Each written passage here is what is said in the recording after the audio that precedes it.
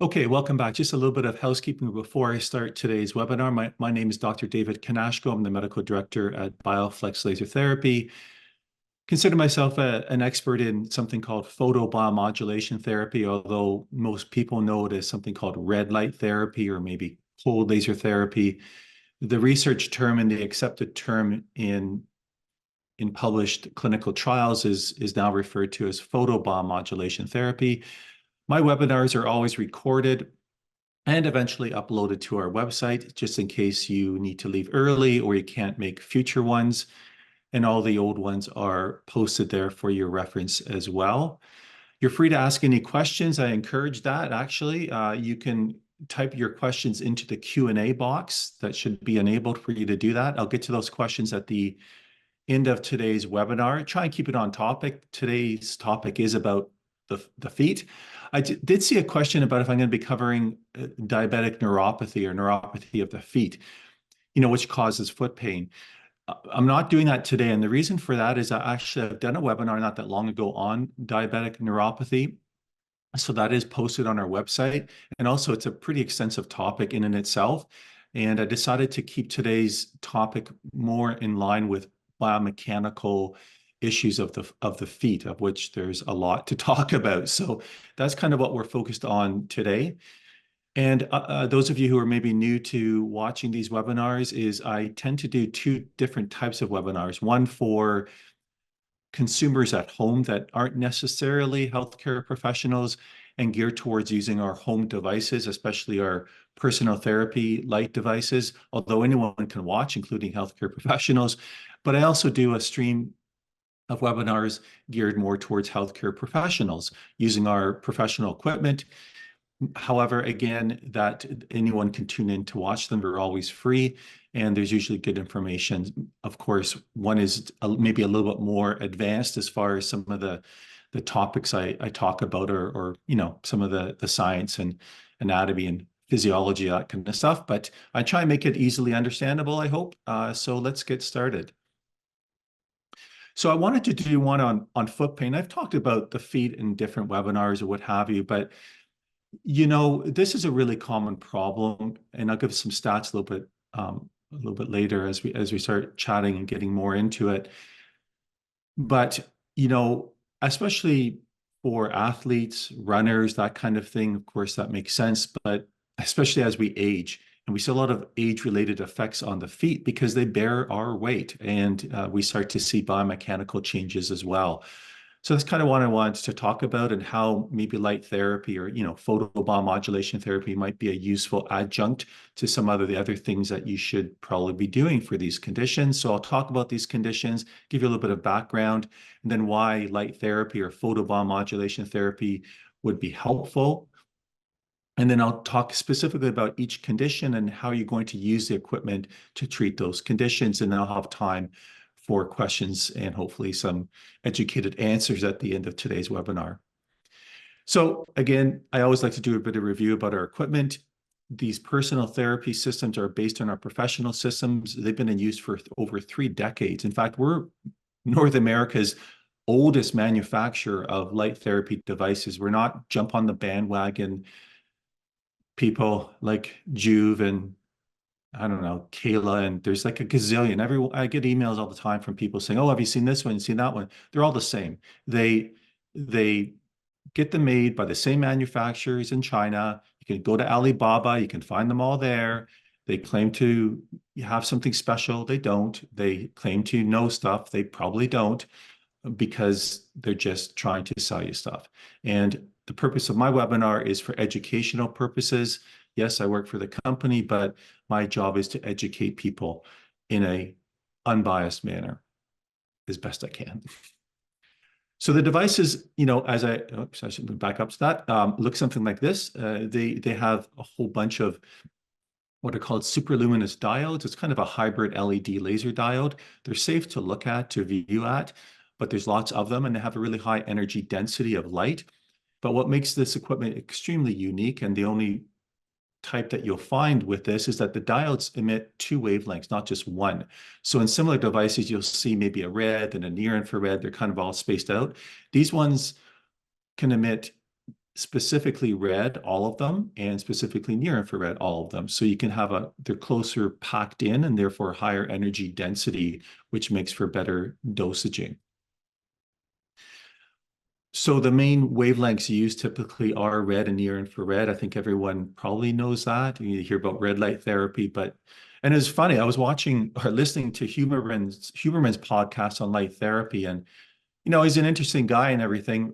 He got a lot of things wrong on red light therapy. I was quite disappointed that he didn't do his homework and really research the topic. So I'm going to actually do a kind of a little review of his take on red light therapy. Some of the information for sure is good, but some of it is actually just not accurate, or he's not giving, I think, up-to-date information. He's really focused on red light, and it's like, to be honest, we talk about photobiomodulation therapy, especially to treat medical conditions inside the body and the tissues. Near infrared is extremely important as well. So yeah, so we'll stay tuned for that one. I'll be doing a little webinar on that hopefully shortly. So red is a great wavelength. It does a lot of different interesting things in the cells, but it doesn't go very deep because it is absorbed a little bit more by other photoacceptors, whereas near infrared also absorbed by certain photoacceptors that can trigger positive reactions inside the cells, but it tends to go a little bit deeper. The depth is varying depending on lots of different things, everything from skin color to the amount of fat in the way to the density of the tissue and the amount of energy that's coming out. So there's not one answer as to how far it goes or how far it penetrates. And that's kind of irrelevant as well, because just because it goes a certain depth doesn't mean it's going to do anything, because you need enough of it to do something. So if there's just a little bit of light that gets absorbed to a great depth, it's not going to do anything. So it's meaningless. The only meaningful absorption is where there's enough light, that is enough dosage of light to trigger a photobiomodulation effect. That's what's important. So, and that's the critical thing with trying to make a difference in using photobiomodulation therapy. And I'm not, this is a side note, but I always get fascinating emails from some of our users, and our equipment's used all around the world. I recently got an email, which I have to respond to this gentleman from South Africa, and he moved, and we have a neurologist, Dr. Ashley Banjan, that uses our equipment for all sorts of neurological disorders. And so this gentleman moved from the United States or from South Africa to the United States, and he was saying, hey, I have Parkinson's, and I know this is off topic, but I have Parkinson's, and I responded really well. And he was talking about how he got treatment, and then his symptoms, including being able to speak normally, and some of his other neurocognitive symptoms related to Parkinson's, responded extremely well, but then they would wane and they needed more treatment. Anyway, I believe he had treatment with Dr. Banjan. As I'm doing this, I'm watching a squirrel go on my porch and stare at me. So I'm getting all sidetracked here. But so anyway, he was asking about where he could go for treatment in the United States. And these kinds of emails where I see these responses, and the whole Parkinson's and neurodegenerative, that kind of thing is really fascinating. And we're seeing some interesting results, but it's still experimental, right? And off-label use. But I tell you, some of the case studies of people that I hear about and getting tremendous results really makes me feel that if we do more research and start to do good, robust clinical trials, we'll start to see it as a possible way of helping these patients with these conditions. The equipment looks something like this. There's a hand controller. I know that was way off topic, but I thought that was interesting. Hand controller that has different protocols. And of course, today we're interested in the foot and the ankle, not Parkinson's. Now, what's really important to understand is that there's different ways to control these protocols using what's called treatment stages. And these vary in intensity or dosages of light and the pulse frequency of light as well, from very low, level 1, to the highest level, level 4. So I thought this was an interesting quote. Up to 87% of people have painful feet at some time in their lives for many different reasons. 1/3 of older adults has foot pain, stiffness, or aching feet. Many of these problems, guess what, come from poorly fitting shoes. So there you go. Um, uh, Having a good fitted shoe and the fact that we're in shoes a lot, if you do a lot of walking and weight bearing, it just makes sense to have sensible, good shoes. Yeah, if you want to go out there and on with heels, whoever you are, that's great. But you know, you don't want to be doing that for prolonged periods of time because it's going to have an adverse effect on your foot mechanics. First condition I'll mention is plantar fasciitis, so short form for PF. And again, you can ask me any questions as we go along, just type them into the Q&A box. So it's a common cause of foot pain. I'm sure everyone's heard of it, or maybe you guys have had it. And the hallmark of this condition is you get out of bed, you weight bear, and you go, oh my God, my feet are killing me. And you're almost like crumple in pain. That is almost always plantar fasciitis. It gets better when you rest and start moving around, that kind of thing. Usually the pain is located in the plantar fascia. It says insertion, but to be honest, it's the origin at the heel or the calcaneus. And it's unilateral or bilateral. It varies. Oftentimes it's in both feet. It affects both sexes, and it can affect athletes, whether elite or recreational. It tends to affect women more than men. I'm not really sure why. That might have to do with anatomical variances. Here you can see where the pain is typically located. I see one question there. Please ask questions away, and I'll get to those at the end of today's webinar. Now, the most common location of the pain when you push in is at the edge of the, this is where the origin of the plantar fascia is. You can see this yellow blob here. That's almost always where there's pain. Then if you go to the inside of the foot, there's a little bony growth called the medial calcaneal tubercle. And that specific area is also extremely painful typically. And then you also might have some pain that sort of is in the the horizontal arch of the foot as well. So that's usually where you see the pain in plantar fasciitis. Even though it's called an itis, you know, itis is Latin for inflammation. It's not really truly an inflammatory condition. Mainly because they haven't found a lot of inflammatory cells. It's more of a degenerative pathology, similar to like a tendinopathy, where it's chronic micro tearing of the fascia. It's usually due to overuse and poor mechanics, repetitive strain in that area.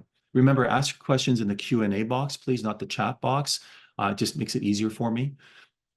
Now, oftentimes plantar fasciitis is associated with heel spurs. A lot of times people, you know, I'm a chiropractor and acupuncturist, although I don't practice as much now. I'd always get people, you know, coming in saying, hey, I had x-rays and I have a heel spur. I mean, this is what's causing my problem. I'm going like, probably not. Usually heel spurs aren't the cause of pain. It's kind of a finding that you see alongside with plantar fascia because of the pull, the mechanical stress. But unless it's huge and putting pressure on the fascia itself, it's just a finding that you see alongside of plantar fasciitis. It's usually the actual fascia that's the problem, not the spur, although that can change. And people also ask me, can light kind of dissolve a spur? No, you can't. The only way a spur kind of maybe slowly goes away if you reduce the mechanical stress on the area or surgically remove, but they only do that if it's really necessary, and I would not advise having it done unless it's the absolute last resort. Another common condition, metatarsalgia. It's a really common foot condition. It's kind of an umbrella term for a whole bunch of different problems in the sort of the foot pads or the balls of the feet. And the whole range of conditions I'll talk about in a second. Now, this condition can occur in the different balls of the feet or the different metatarsal pads or areas. They become inflamed, and usually because of excessive pressure at the bones of the feet in that specific area. And some of these conditions are referred to different names, like Morton neuroma or Morton's neuroma. You may have heard of that. That's an interdigital nerve, a nerve that lies between the heads of the metatarsals, and with excessive pressure, and especially with collapse of the arch, you'll get pressure of the interdigital nerve. There's actually two arches of your foot. Most people don't know that unless you've studied anatomy. There's a longitudinal arch. Of course, that's the one that everyone can see when when you look at your foot or your weight bearing, you see that sort of longitudinal arch. But then there's a transverse arch, which is sort of in this red pattern here where the bones line up in an arch pattern. And when you have flat feet, they collapse down. Or if you're weight bearing a lot, they push down, and then over time they can cause issues in that area. The joints themselves can cause metatarsophalangeal joint pain, inflammation, condition called sesamoiditis. Sesamoid bones are small accessory bones, like little kind of like pebbles formed inside tendons. In this case, in the tendon, the flexor tendon of the big toe. And this is a really common condition, is the submetatarsal head fat pad atrophy. As you get older, things degenerate. And you'll find that if you look at your feet now, say you're 50 or 60 or 70 or 80 or 90 or whatever, your feet don't feel as plump. They feel thinner. And in part, when you feel this area, when you're older, there's less cushioning there. And that's because this fat pad is atrophy just to normal aging process, and then less cushioning, and therefore potentially more inflammation in that area. Usually with metatarsalgias, you'll see excessive callus formation. That's a sign that there's excessive pressure in that area. And it can cause pretty significant pain in and around, usually where those calluses are forming. Another common condition are bunions. And this is obviously a painful bony bump that develops on the inside of the foot of the big toe, or the first metatarsal. Usually it's associated with something called hallux valgus, where the big toe drifts toward the smaller toes on the outside of the foot.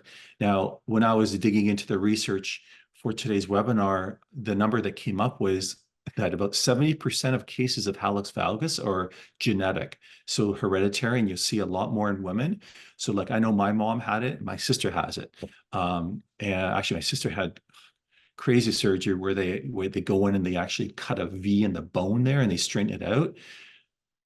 Horrendously painful. Did it help? I don't know. I think maybe she said it helped, but I don't know if she said she would not have done it if she'd known it was so painful and the recovery was brutal. So it is a hereditary condition. It could be a short first metatarsal. It could be prolonged dorsiflex first metatarsal. It could be rigid forefoot. Sometimes the bones fuse, that kind of thing. Abnormal foot biomechanics can contribute to it. Excessive hypermobility. Different types of arthritis can also predispose to bunion formation. So usually you get pain over that bony bump because there's irritation in the footbed. And so, the toes are crowded in and all the rest of it. So you do have to make sure you wear good, comfortable shoes when you have a bunion formation. It's really good to see a podiatrist or chiropodist that really knows their stuff. I mean, I think most physiotherapists and chiropractors are pretty good at this as well too, because we get the training in it, to be honest. And we also tend to look at other mechanical issues above the foot complex, like the knee or the hip and the back, right? Which can all be put into play as well for these kinds of problems. Most of these bunions, though, don't develop until you're an adult in later years in adulthood because of repetitive microtrauma of the feet. And also, talked about wearing shoes with a narrow toe box, or heel lifts, or high heels. That kind of thing can also contribute. Arthritis is another really common problem that causes pain in the feet, and it can be attributed to different joints in the feet. One of the more common ones is the big toe joint area. You can see here in red, this is severe arthritis. This is where the bones start to fuse together. It's called hallux rigidus. And this bone in this area, this joint in particular, bears all your weight when you push off. So that's why we tend to see a lot of arthritis in that area. The midfoot is a little bit sort of like in the middle portion of your foot. You can see here in the yellow circle as one example of midfoot joint. They're called tarsal metatarsal joints. Um, they tend to be quite painful when you're walking or climbing stairs, as opposed to pushing off in the first one, like in the big toe arthritis. That's usually just painful when you're pushing off. Whereas the midfoot joint arthritis tends to be painful when you're walking or climbing stairs. And then there's arthritis in the hind foot and the ankle area. These joints are called anatomically speaking, they're called the subtalar, talar navicular, calcaneal cuboid, and the talocrural joints, because I know you wanted to know that. So these joints allow the foot to move side to side into dorsiflex and plantar flex, that is, go up and down, right? And arthritis in these joints can cause pain and swelling in the feet and the ankles, quite um, quite painful and disruptive. And they're pretty common if you've had like a lot of sprained ankles or fractures that go through the joint line when you're younger. It sets you up for arthritis in these joints. And that's when you start to see more and more symptoms as you get into your midlife 40s, 50s, and 60s and 70s and beyond. Next are stress fractures. This is actually a really common problem. And oftentimes they go undiagnosed, or they're really hard to diagnose. And I'll tell you why in a second. So they're common mainly because, we put a lot of pressure on our feet. You see them a lot in athletes and long distance runners. One of my ex-colleagues, and she's a runner, a distance runner, a marathon runner. And I know she's had a lot of different issues over time. When you're running that kind of number of kilometers in a day, in a week, and it can be really stressful on these bones. And if the bones are weakened, even if they're not weakened, then it can lead to what's called stress fractures. And it's basically a sort of a fatigue reaction of the bone. It's kind of like bending a paper clip until finally it breaks. The repeated stress will start to cause problems or get the stress reaction. I'll show you some x-rays and how difficult it is to diagnose these stress fractures. So again, it can occur in healthy people, but oftentimes also occurs in bone that's weakened or osteoporotic bones as well. Okay, so take a look at this. And if you look at this x-ray and look at it carefully, try and find where the stress fracture is in this. I'll give you a couple of seconds here to take a look. Here it is here. Unless you looked really carefully and you kind of know x-rays, you would miss this. Looking carefully, you see there's a reaction of, so it's sort of opalescent and a little bit of whitish around this metatarsal shaft. And that's actually a stress reaction and bone forming in relation to micro fracturing inside that shaft of the bone. Usually it takes a while for that reaction to become noticeable on an x-ray. What's better than an x-ray usually is to have a bone scan, and that usually picks up something going on, and it's easier to do, to be honest. And that's something that if you're not quite sure about, you should have done. Some doctors don't do it or whatever. They don't, whatever, but it's a great thing to do to rule that out. And this is 2 months later. If you look carefully, you can see that there's now sort of a little bit of bone formation on the side, and that's this healing and now sort of better resolution of the healing of those stress fractures.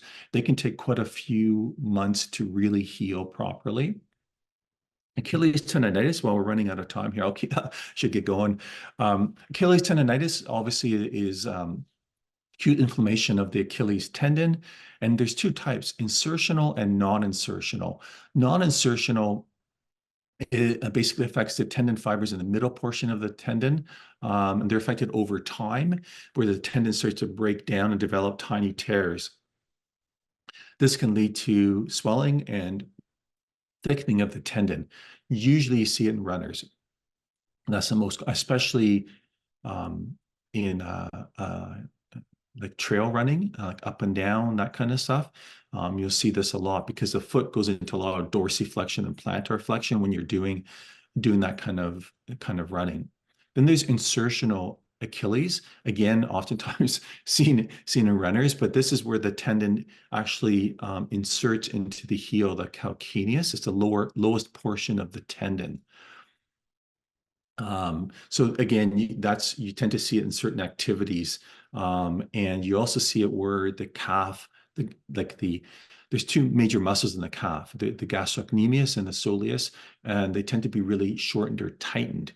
And so it's really important to do stretching of these muscles to ensure that you're not causing excessive stress of the tendon as it inserts into the calcaneus.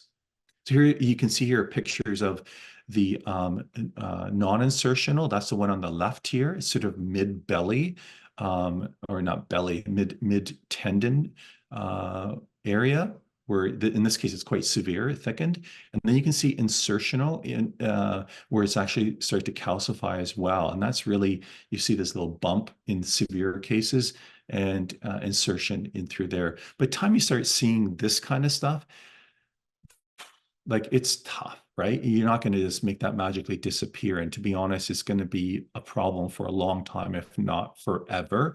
So you need to make sure that at the first signs of issues in your tendon, you start taking care of it. And even be proactive. If you're active, just treat your tendons once in a while. It's probably a good idea to do that. Okay, conservative treatment of foot pain conditions, it comes down to doing biomechanical things often, including comfortable shoes. There's lots of good orthopedic shoes. It's not just those super ugly, shoes that are specialized and made for folks. Now we have really some good manufacturers. I mean, I don't have any stock in these companies, but Hoka is a common brand. Kuru, Orthofeet, there some other manufacturers make orthopedic shoes or shoes that are orthopedically designed. I don't know what's better. I've heard some good things about some of these different brands, but it's best to kind of experiment and try them out for yourselves. But that would be number one step. And number two, I would probably say, is looking at getting orthotics. I used to prescribe orthotics, and I was the old-fashioned way of, I'd actually take the foot and I would put it into neutral position. I'd put a cast over the foot and then put it exactly where it should be, wait for that cast to solidify, and then pop it off. And then they would make a mold and do the orthotic from that way. Nowadays, you tend to walk over a computerized scanning kind of thing.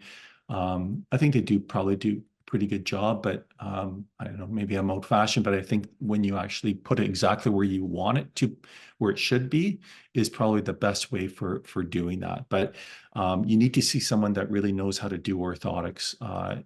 Don't, like, over the counter, yeah, okay, you may luck out and get something, but it should be done specific for your foot.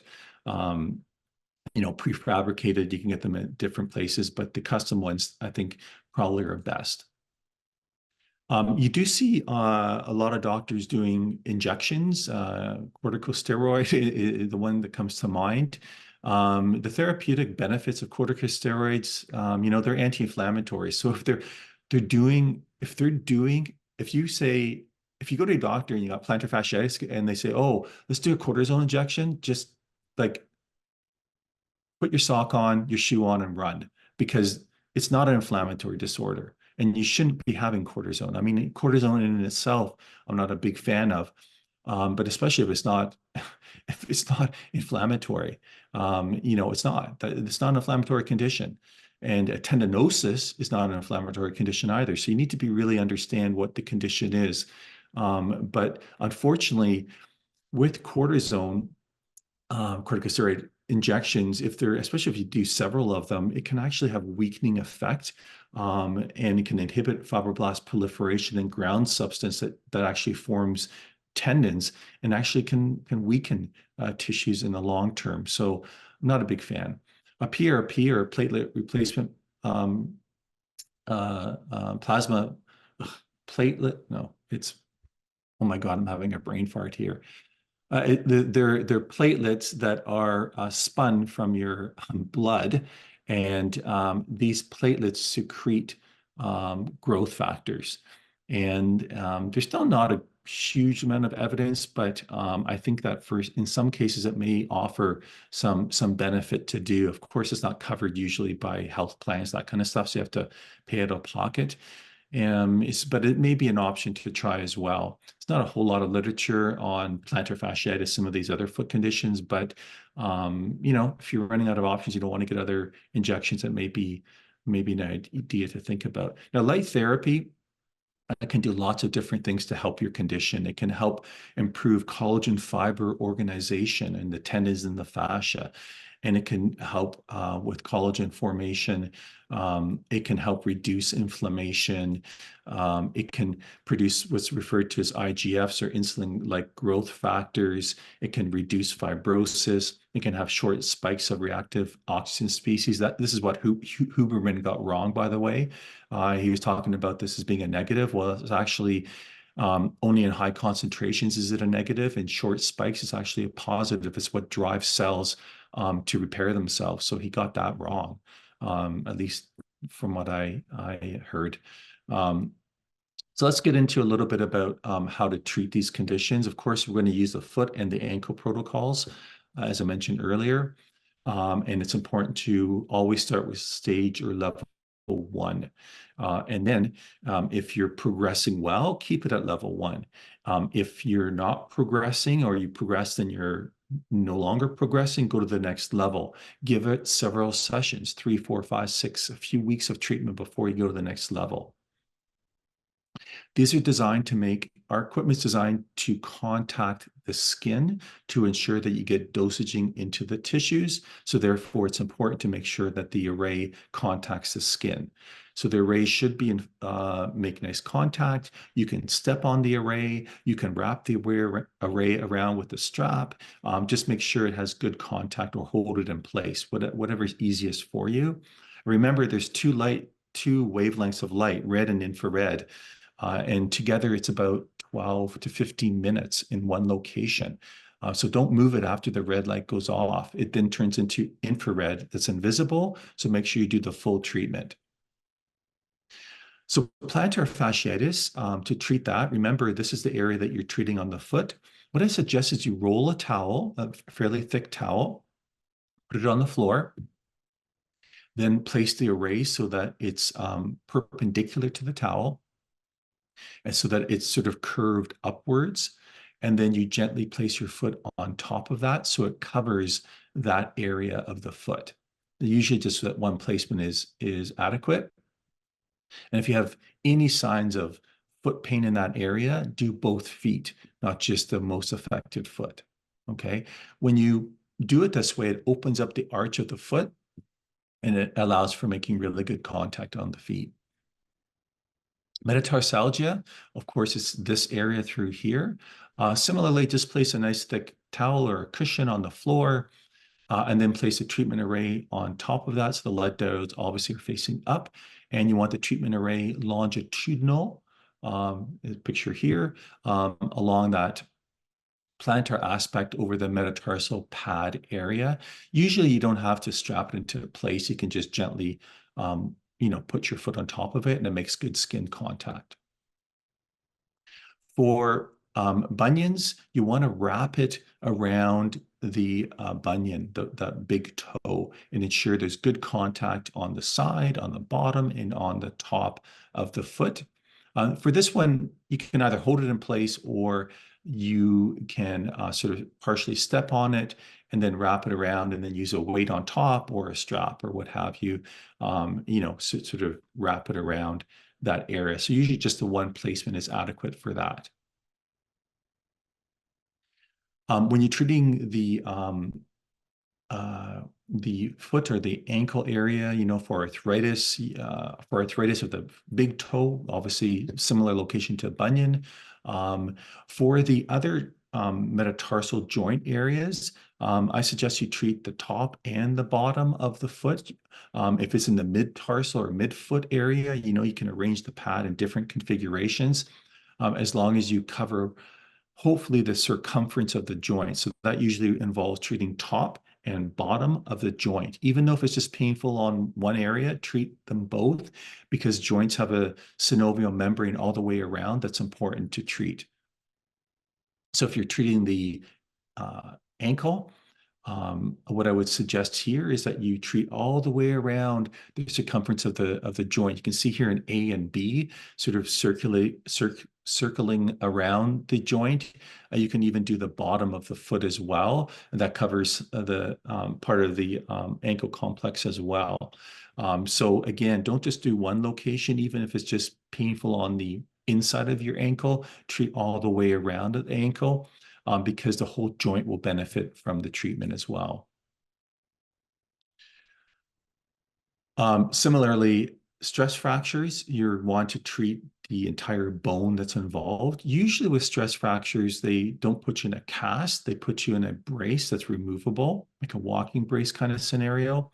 And this allows you to do light therapy. If it's a cast, and you can't treat it, really. If it's a removable cast and you gently remove the brace as you would to clean your feet or whatever, be careful, and then you would apply that light gently over the area of the stress fracture. The light actually accelerates the callus bone formation and bony growth and healing of the fractured area of the bone. It works extremely well to add light therapy. It actually accelerates the body's capacity to lay in bone. So I'd highly recommend it to apply on fractures. Lots of good research on that topic as well.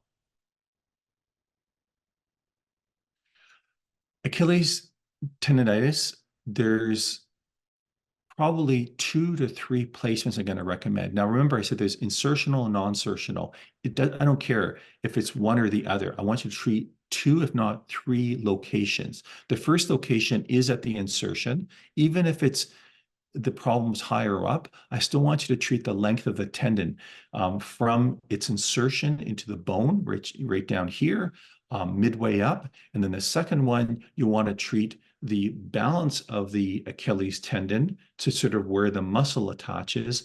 And then I prefer, it's optional, but I would like you to also treat using the array to wrap around the muscle sort of belly as it comes into the tendon. That's called the musculotendinous junction. So minimally 2, if not 3 placements to treat the Achilles tendonitis is the placements I recommend. Now, as far as how long it takes, well, I don't know. It's not gonna be healed in a few sessions, but usually 3 to 6 sessions, you should start to notice some benefit. If you're not, then go to the next level or stage, you might say. But remember, most of these conditions are taking months, if not years, to develop. So let's be realistic here. If it's taken years to develop, what makes you think it's going to go away in a week or two, right? Like, it's not realistic. Yeah, okay, you can take a drug and mask the symptoms. What does that do for the condition, right? You can get an injection to temporarily help with the pain. That's great, but the problem persists. You need to biomechanically treat your feet, do some other things, as well as light therapy, and all of those things will help the tissues to start to heal. If their symptoms are acute, treat every day, at least for a week or two and then you can start to go every other day as the symptoms are starting to improve. Long-standing chronic conditions, as I've talked about, may require like many weeks and months of treatment. So you need to be patient. Okay. You need to understand what it is you're dealing with, and you need to understand that it's going to take some time to get better. In general, light therapy is extremely safe. Sometimes we take medication like certain antibiotics or the drugs like Accutane and whatever that are supposedly light sensitive medication, and they say, oh, stay out of the light or the sun, that kind of thing. But that's usually reference to ultraviolet wavelengths. And of course, the wavelengths we use are red and near infrared. So really, it's not going to interfere with those medications at all. Again, I always recommend that you seek a medical professional advice so you know what you're dealing with. If you have a system at home, that's great. If you're interested in buying one, that's great too. But at least know what you're dealing with before you start to attempt to do anything to do that. So the ultimate goal of using photobiomodulation therapy is to help accelerate healing of tissues, to decrease inflammation, which of course is going to be helpful with pain, reduce other symptoms like swelling and stiffness and those kinds of things as well too. Alongside with conventional physical therapy, biomechanical devices that we talked about and self-care, you do all those things, then you're going to help yourself. If you choose to ignore that and continue to run or do things that aggravate it, then I had so many patients that would do that. And I would say, well, yeah, good luck, because I can't get this resolved until you give it a break or let it heal completely. Thanks for joining me today. Next webinars are on treating acute pain, and that's a professional webinar, but I think it's good information for everyone. Then I have one on I got a bunch of requests, but more information on using our LED panels. And they're a little bit different. They're not meant to treat Achilles tendonitis. They're meant to give you a systemic effect and a wellness effect via mainly absorption through the skin into the blood, although it's good for skin as well. So it's used a little bit differently and recommended differently than what I'm talking about here today. So if you're thinking about, oh, I'll just get say a cheaper panel to treat my specific conditions, I don't recommend that, because all the research uses contact devices like ours for treating them. But when you're dealing with other things like sort of the wellness effect, and I'll talk more about these panels in that webinar. And then I have one specifically on tackling tendon tears. That's another professional webinar on March the 28th. Okay, let's. I see that you have some questions here. Okay, so someone asked me about Parkinson's, and I've mentioned that.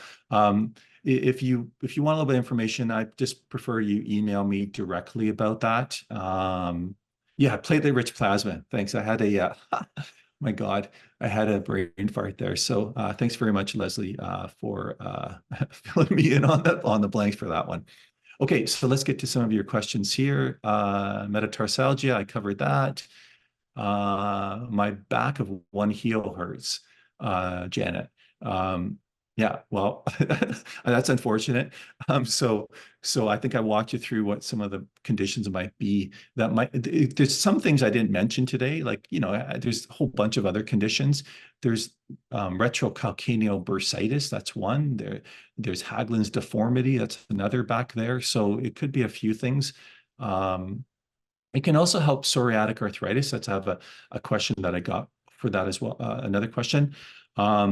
Yeah, so it can help both psoriasis, and psoriatic arthritis is a reactive arthritis, kind of similar to an autoimmune like rheumatoid arthritis, which, by the way, did you hear that rheumatoid arthritis recently and other autoimmune issues that tend to be more common in women? They just did some groundbreaking research, you may have heard of this, that because females have two X chromosomes, one is really only doing stuff, the other one is not really doing anything, but it's like the body's reacting to having an extra X chromosome, the immune system.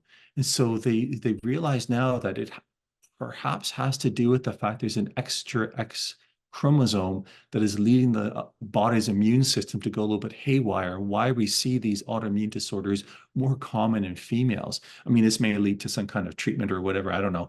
But I thought that was pretty fascinating. Any comment on shock wave? Oh yeah, I like shockwave. Shockwave is great. Really good for specific conditions. And especially if you do shockwave, then you do light therapy, because shockwave disrupts the tissues and lets the body heal them. And it can be painful. So not everyone can tolerate it. I'm a big proponent of shockwave.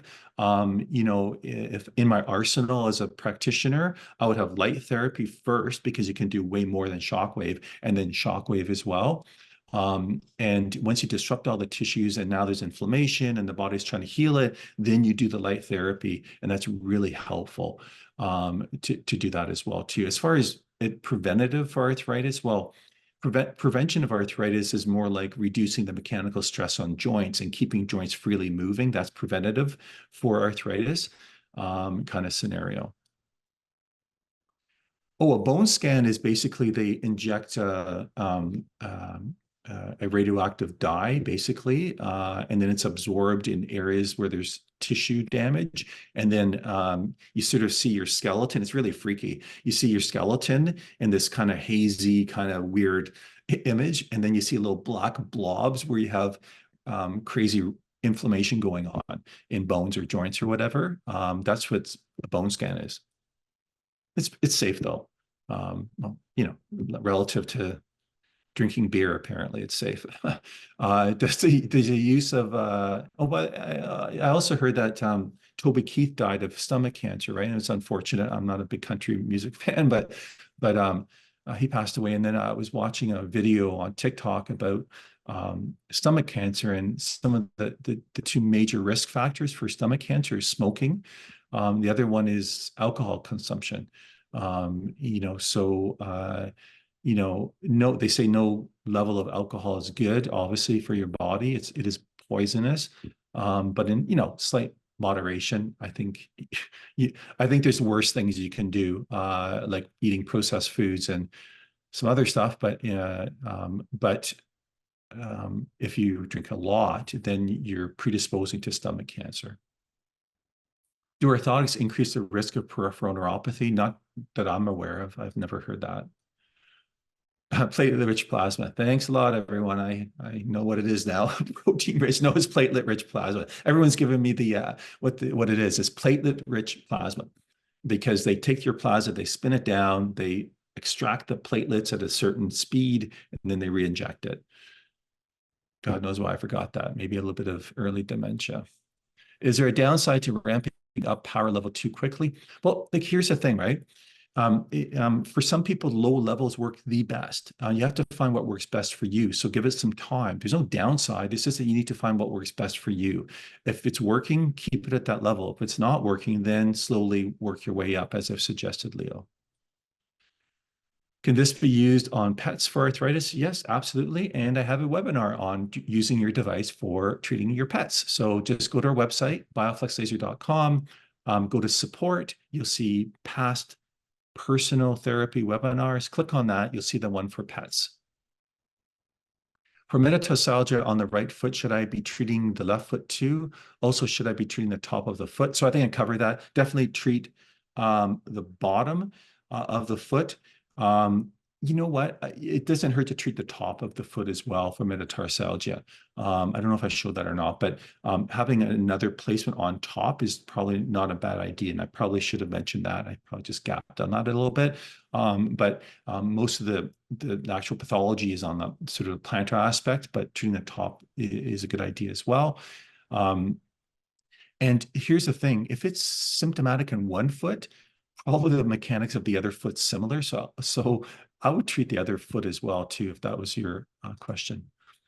Can the nano device be used for foot pain? Yeah, we do have these smaller nano devices. They're kind of cool. And you can use them to treat all these conditions as well too. It's just not as efficient. And because they don't touch the skin, the dosaging isn't as accurate. So you may have to play around a bit with how long you use it for. But if you don't have the personal therapy system, the nano could also be effective to some degree to help these conditions as well.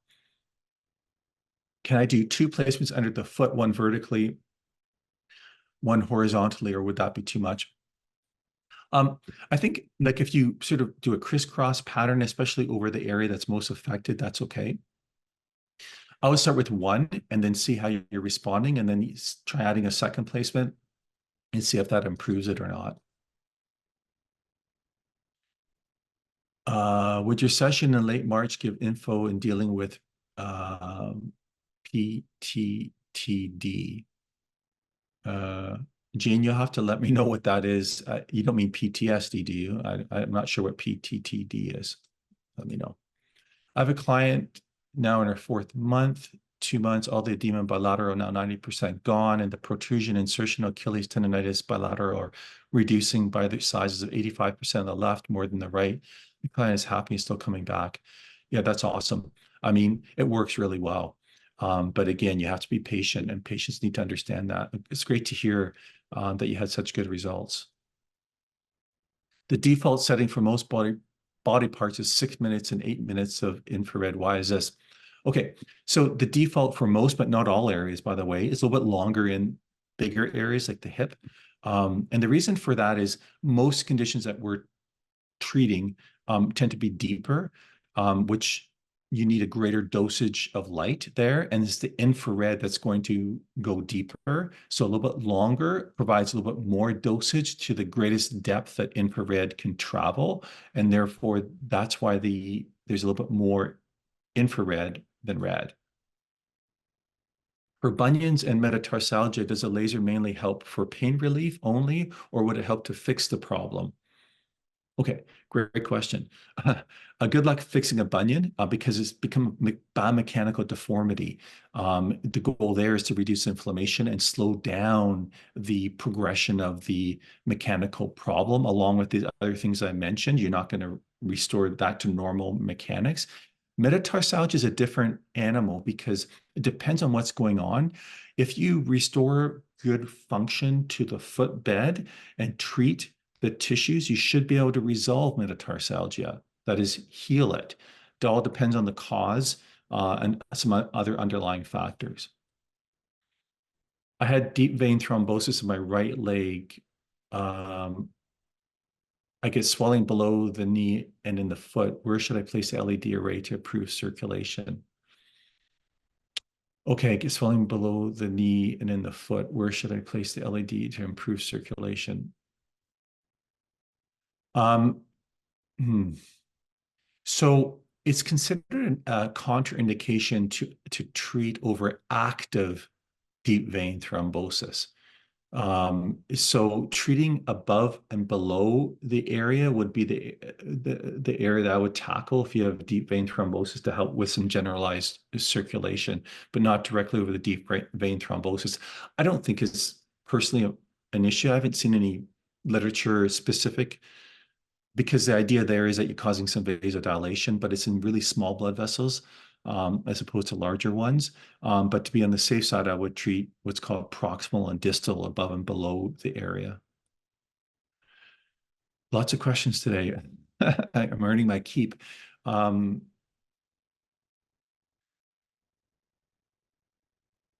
Okay, just a comment. I look at the ankle positioning of the array covered the small area through. Is it okay to treat the overlapping areas 3 times at one sitting?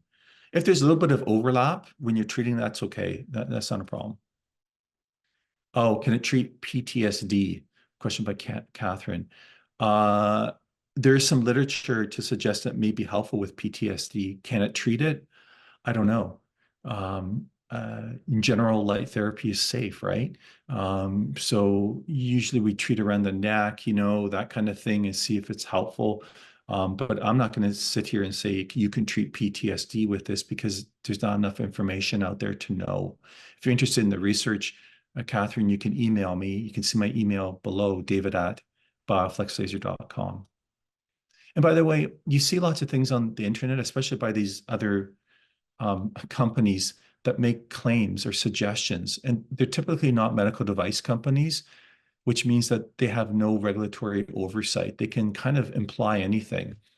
And it's sad because they're not speaking from what we really know as evidence. And, you know, it's important to understand that just because you read something or maybe have seen something or whatever, that now you think it can do something.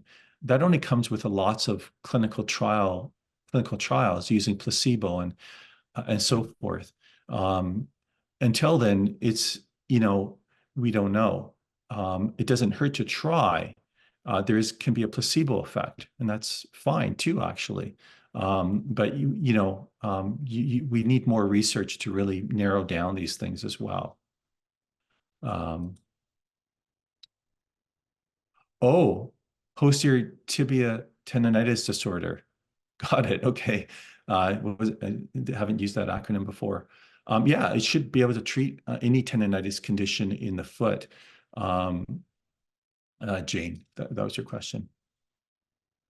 Can you use BioFlex on actinic keratosis? Chris, that's a good question. Maybe email me on that one. I don't know. because I have to research a little bit about that. So you can email me and I can get back to you on that. Will toe separators help with bunions? Yeah, I mean, I think the idea there is that you're trying to reduce mechanical stress on the other toes. So I think that's part of some of the strategy for helping dealing with the biomechanical issues with bunions. Are there any contraindications using the Flex device followed by the LED panel? No, no, because the idea with when you use our devices that touch the skin, it's imparting dosage deep into the body. The panels, LED panels, are getting the skin and more the blood. So I wouldn't do it back to back, but I mean, you could treat. Let's say you're treating your shoulder with the personal device, and then later in the day you do the panels for your face and your chest. Say that's fine. Last question. When plantar fasciitis is treated with red or infrared light, can it reoccur? Yeah, that's the thing, right? Plantar fasciitis does reoccur commonly, especially if the biomechanical issues aren't taken care of or the activity levels cause more micro tearing. So you need to be monitoring that. And if properly monitored and you're careful, then it shouldn't recur, but it oftentimes does recur.